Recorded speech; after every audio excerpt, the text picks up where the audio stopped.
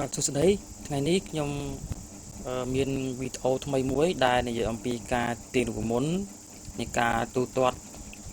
ការប្រាក់តាមរយៈការប្រាក់សមាសឬក៏អ្នកខ្លះហៅថាជាការប្រាក់ផ្សំអញ្ចឹងរូបមន្តរបស់យើងគឺ FV ស្មើនឹង PV កត្តា1 + E ស្វ័យគុណ N ដែល FV នេះគឺតាំងឲ្យតម្លៃអនាគតតាមចំនួនប្រាក់ដែលយើងនឹងទទួលបាននាពេលខាងមុខ PV គឺជាប្រាក់ដើមគឺជាប្រាក់ដែលយើងវិនិយោគឬក៏យើងដាក់សន្សំនៅថ្ងៃនេះ E គឺជាអត្រាការប្រាក់ដែលធនាគារផ្ដល់ឲ្យឬក៏យើងអ្នកកំណត់ដោយខ្លួនឯងនៅពេលយើងចងការឲ្យគេចំណែក N នេះវិញគឺជាចំនួនឆ្នាំគឺជា period វាច្រើន N នេះគឺគិតជាឆ្នាំបើសិនជាចង់គិតជាថ្ងៃគិតជាអាទិត្យគិតជាខែគិតជាត្រីមាសគិតជាឆមាសគឺយើងត្រូវចែកវា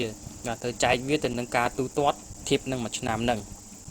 អញ្ចឹងរូបមន្តដើមរបស់យើងដើម្បីគណនាតម្លៃអនាគត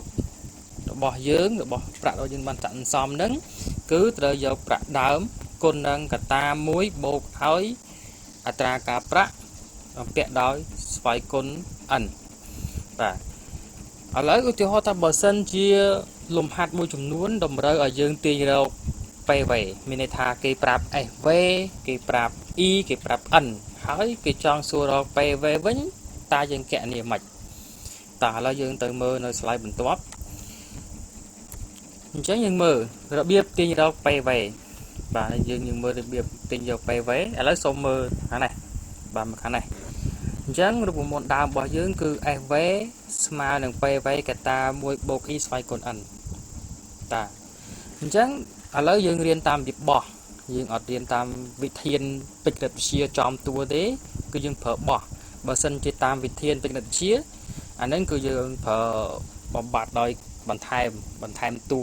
សងខាងដើម្បីបំបត្តិអញ្ញត្តិណាមួយអញ្ចឹងយើងអត់ធ្វើតាមហ្នឹងយើងបោះដើម្បីលឿនព្រោះពេលច្រើនអ្នកដែលសិក្សាពីមុនមកពីច្រើនគាត់បង្រៀនបោះគាត់ឆាប់យល់ជាងបង្រៀនបំបត្តិអញ្ចឹងយើងចាប់ផ្ដើមគោលដៅរបស់យើងចង់រកអីគេយើងចង់រក PV អញ្ចឹងដើម្បីរក PV គឺយើងត្រូវបោះអាកន្សោមនេះត្រូវបោះអាកន្សោមហ្នឹងបាទគេត្រូវបោះអាកន្សោមនេះទៅអស់មួយខាងនេះអស់ខាងនេះ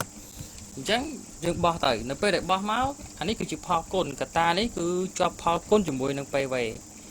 អញ្ចឹងកាលណាជាប់នឹងផលគុណបោះចេញផលចែកអញ្ចឹងផលចែកវានៅខាងក្រោមបាទនេះយើងគ្រាន់ត្រឡប់តួមកហើយនៅពេលយើងបោះទៅកត្តា1បូក E ស្វ័យគុណ N ហ្នឹងគឺនៅក្រោម SV គឺនៅក្រោម SV អញ្ចឹង PV តែឯងទេតែយើងត្រឡប់តួមកដោយមានសញ្ញាស្មើនៅកណ្ដាលយើងត្រឡប់តួបានវាថាត្រឡប់មុខមកក្រោយក្រោយទៅមុខបានត្រឡប់ដោយស្វ័យប្រវត្តិដោយសារតែយើងមានសញ្ញាស្មើហើយអត់មានតែការផ្លាស់ប្ដូរសញ្ញាអីទេយើងក៏អាចដូរទីតាំងទេអញ្ចឹងយើងបានរូបមន្តនេះមកអញ្ចឹងដើម្បីរក SV គឺងាយដើម្បីរក SV គឺស្មើនឹង SV ចែកឲ្យ1បូក E ស្វ័យគុណ N ជាការស្រេចប៉ុន្តែវិធានរបស់វិទ្យាមួយទៀតបើសិនជាយើងមិនចង់ឲ្យជាប់ពភាកញ៉ៃអញ្ចឹងទេយើងអាចនេះអាចបោះមកអញ្ចេះមានថាយើងអាចសរសេររូបមន្តនេះមកអញ្ចេះបានបាទរូបមន្តហ្នឹងយើងអាចសរសេរមកអញ្ចេះបានគឺថាហេតុអីបានជាសរសេរមកអញ្ចឹងបាន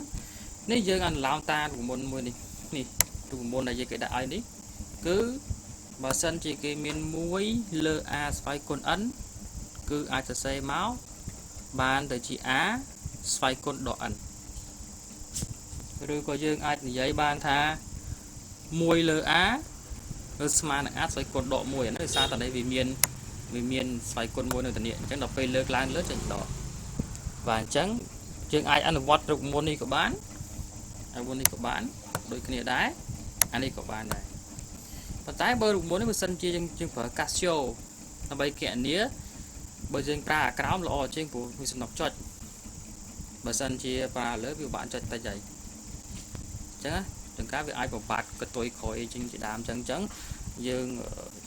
អាចបើសិនជាប្រើ Casio សូមប្រើអាក្រោមទៅវាងាយជាងនឹងការប្រើខាងលើប៉ុន្តែចម្លើយរបស់វាគឺដូចគ្នាអញ្ចឹងដោយគាត់ជាការ recommend របស់ខ្ញុំទេប្រើអាក្រោមវាស្រួលចុច Casio ជាងប្រើលើបាទអញ្ចឹងឥឡូវយើងដឹងពីរបៀបរក PV ឥឡូវយើងទៅរកអញ្ញត្តិមួយទៀតតោះឥឡូវចូលមករក n វិញម្ដងការរករយៈពេលវិញអញ្ចឹងដើម្បីកណនីរករយៈពេលតែធ្វើម៉េចអញ្ចឹងយើងយករូបមន្តដើមនេះមកប្រើដដែល fv ស្មើនឹង pv កតា1 + x ស្វ័យគុណ n អញ្ចឹងអញ្ញត្តិយើងមាន4អញ្ចឹងឥឡូវយើងរកអស់2ហើយ fv យើងដឹងហើយ pv យើងដឹងហើយឥឡូវយើងនៅខ្វះ n តើរក n យ៉ាងម៉េចអញ្ចឹងយើងចាប់ដើមបោះតួទាំងអង្គទាំងឡៃថាតួទាំងឡៃណាដែលមិនជាប់នឹងអញ្ញត្តិទៅរកណាចឹងយើងបោះចេញ PV នេះគឺយើងបោះចេញព្រោះយើងយកទៅការរកត n នេះអញ្ចឹងអាណាដែលមិនពាក់ព័ន្ធបោះចេញអស់មកអញ្ចឹង PV ជាផលគុណបោះចេញផលចែកណាចេញមកបានចែកខាងក្រោមនេះហើយវាសកតាលើនេះអញ្ចឹងសារ n នេះវាជាស្វ័យគុណគេហៅថាជានីតួសនអញ្ចឹងនៅវិសានតិចហៅនីតួសនឬអ្នកគេហៅស្វ័យគុណក៏បានដែរអញ្ចឹងនីតួសនហ្នឹងវានៅខាងលើអញ្ចឹងយើងមិនអាចតម្លាក់វាឲ្យនៅខាងក្រោមមិនកើតទេអញ្ចឹងយើងមានប្រវត្តិសាស្ត្រមួយដែលបំពាក់ len យើង add len ហ្នឹងធ្វើបោសាយើង add len ហ្នឹងទៅអង្គទាំងសងខាង len ហ្នឹងហៅ logo 10គេសេ logo 10ហ្នឹងធ្វើ len ក៏បានដែរអញ្ចឹងពីច្រើនគេសេ len បុលិនវាអក្សរតិចជាង ln បានហើយបើសេលោកនៅលោកហើយនៅថែមកោ10ទៀតអញ្ចឹងនាំយូរអញ្ចឹង len យើងពាក់ len មកអញ្ចឹងយើងពាក់ len នៃអង្គនេះគឺពាក់ len នៃអង្គទី1ស្មើនឹងបំពាក់ len នៃអង្គទី2អញ្ចឹងយើងបំពាក់ len បានអញ្ចឹងកាលណាយើងបំពាក់ len បានយើងអាចទាញ n ចុះក្រោមបានហេតុអីបានយើងទាញ n ចុះក្រោមបានដោយសាររូបមន្តមួយនេះអញ្ចឹងយើងមើលរូបមន្តមួយនេះហើយយើងមើលរូបមន្តនេះអញ្ចឹងយើងមានបើយើងមានlen នៃ a ស្វ័យគុណ n វាស្មើនឹង n len a មានថា n នេះគឺអាចទាញចុះក្រោមបាននេះតួសនរបស់វាទាញចុះក្រោមបានអញ្ចឹងបើអាស្រ័យដោយវាមានរៀងដូចនេះកាលណាមានរឿងហ្នឹងវាថាយើងអាចទាញ n ចុះក្រោមវិញបានអញ្ចឹង n នេះទាញចុះក្រោមតាមរយៈរូបមន្តមួយហ្នឹងអញ្ចឹងនេះនៅដដែល n ទាញចុះក្រោមបានអញ្ចឹង n គឺជាផលគុណ n គឺជាផលគុណជាមួយនឹង len កតា1 + e អញ្ចឹងកាលណាយើងការយើងទាញបានអញ្ចឹងគឺទាញ n បានណាយើងបោះទៅយើងបោះអានេះបោះអង្គទាំងនេះបោះអាហ្នឹងចេញបោះទៅឲ្យអង្គមួយនេះមកវាខ្លាចទៅជាផលចែកនឹងក្រោមនេះចឹងដើម្បីរក n បានគឺស្មើនឹង len កតា fv លើ pv ចែកឲ្យ len កតា1 + e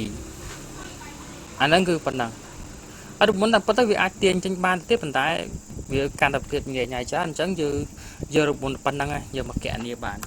នេះកណនីគឺជារូបមន្តមួយហ្នឹងអញ្ចឹងនៅក្នុងលំហាត់ទាំងឡាយណាដែលពាក់ព័ន្ធជាមួយនឹងការទាញរយៈពេលនៃការដាក់ប្រាក់លក្ខណៈជាការប្រាក់សមាសតាអត់ប្រាក់មិនណាការប្រាក់តូលការប្រាក់តូលក៏ផ្សេងនេះការប្រាក់សមាសអញ្ចឹងគឺយើងប្រើរូបមន្តមួយហ្នឹងមកនេះគ្រាន់តែជាការទាញរបៀបនៃការទាញថាតើដើម្បីទាញរអិនយើងទាញរមិនអញ្ចឹងយើងអាចមិនពេលដែលយើងកណនីយើងមិនមែនទៅទាញអញ្ចឹងមកទេគឺយើងយកអាសម្រាប់នេះយើងមកកណនីមកផងចំនួនមកណា fv ប្រមាណ pv ប្រមាណ1 + e ប្រមាណនេះគ្រាន់តែកណនីប៉ុណ្ណោះគឺឃើញចម្លើយណាឡើយអញ្ចឹងអានេះគឺជាចម្លើយរបស់យើងហើយចុងក្រោយគឺ e គឺអត្រាការប្រាក់អញ្ចឹងបើសិនជាយើងដឹង fv យើងដឹងតម្លៃអនាគតដឹងតម្លៃបច្ចុប្បន្នយើងដឹងពេលរយៈពេលប៉ុន្តែយើងអត់ដឹងអត្រាការប្រាក់ទៅដល់ e អញ្ចឹង e វាមិនអញ្ចឹងយើងធ្វើដូច n អញ្ចឹងដែរគឺយើងបោះ pv នេះមកកាន់នេះមកអញ្ចឹងបោះមកកាន់នេះមកចេញផលចែកសល់នេះមួយទៀតណាសល់នេះអញ្ចឹងយើង n នេះតួសល់នេះចឹងតួសល់ហ្នឹង n ហ្នឹងគឺយើងបោះទៅអង្គម្ខាងគឺប្រែជា radical មានថានិតួសន្នព្រោះតាមនិតជាគេហៅថានិតួសន្ននៃអង្គម្ខាងបោះទៅម្ខាងទៀតខ្លាចជាសន្ទុះហ្នឹងគឺសន្ទុះរបស់ radical n ហ្នឹងឯងអញ្ចឹងបើសិនជាអានេះ2អានេះបោះទៅអានេះហើយជា radical ការ៉េបើនេះស្វ័យគុណ3បោះទៅនឹងជា radical គូប